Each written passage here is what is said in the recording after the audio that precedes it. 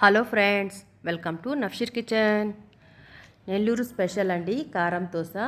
సింపుల్గా 5 నిమిషాల్లో ఎర్ర కారం ఎలా తయారు చేయాలో చూద్దాం. ముందుగా నేనైతే ఒక మిక్సీ జార్ అయితే తీసేసుకుంటున్నానండి.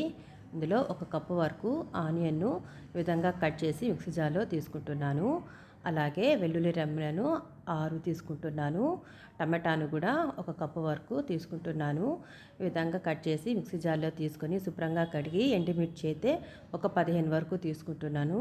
ఒక హాఫ్ స్పూన్ వరకు సాల్ట్ వేసేసి మిక్సీ పెట్టాలండి. బాగా మెత్తగా పెట్టాలి. వీడియోలో చూపిన విధంగా పడితే సరిపోతుంది. ఎర్రకారం అయితే రెడీ అయిపోయిందండి. కావాలంటే తాలింపు కూడా పెట్టుకోవచ్చు. ఇది దోశలో యూస్ చేస్తున్నాను కాబట్టి తాలింపు అనేది వేయట్లేదు. తర్వాత దోశ ఎలా చేయాలో చూద్దాం. ముందుగా స్టవ్ మీద తవా ప్యాన్ పెట్టేసి దోశ ప్యాన్ తర్వాత దోశ బ్యాటర్ని తీసుకొని ఒక చెంచా ఈ విధంగా వీడియోలో చూపిన విధంగా దోశ వేసేసుకోవాలండి.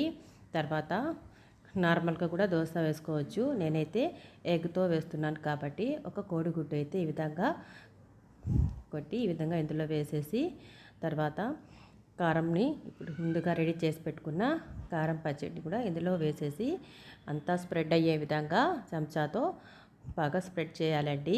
చాలా సింపుల్గా టేస్ట్ అయితే చాలా బాగుంటుంది. ఒకసారి ఈ విధంగా ట్రై చేసి చూడండి, మీ అందరికీ నచ్చుతుంది. విధంగా చేసిన తర్వాత ఒక 2 నిమిషాలు ఉడికిన తర్వాత మనము దీంట్లో నెయ్యి కానీ ఆయిల్ కానీ వేసుకోవచ్చు. నేనైతే ఆయిల్ అయితే ఒక హాఫ్ స్పూన్ వరకు ఈ విధంగా బ్రష్ సహాయంతో వేస్తున్నాను.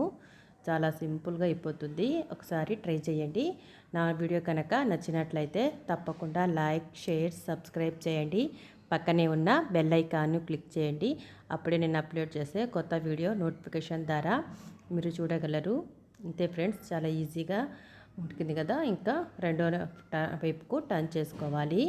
ఇంకా ఇది హై ఫ్లేమ్ లేకుండా మీడియం ఫ్లేమ్ లేదా మనం దోశ అనేది వేసుకోవాలి. 5 మినిట్స్ అయితే అయింది.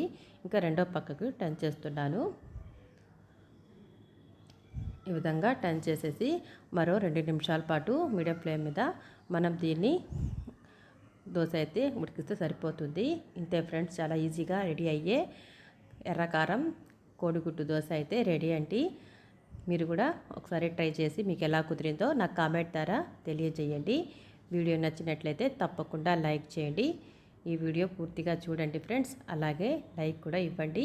ఈ వీడియో చూసినందుకు థ్యాంక్ యూ. ఎమ్మీగా ఉండే ఎర్రకార దోశ అయితే రెడీ అండి. Thank you very much.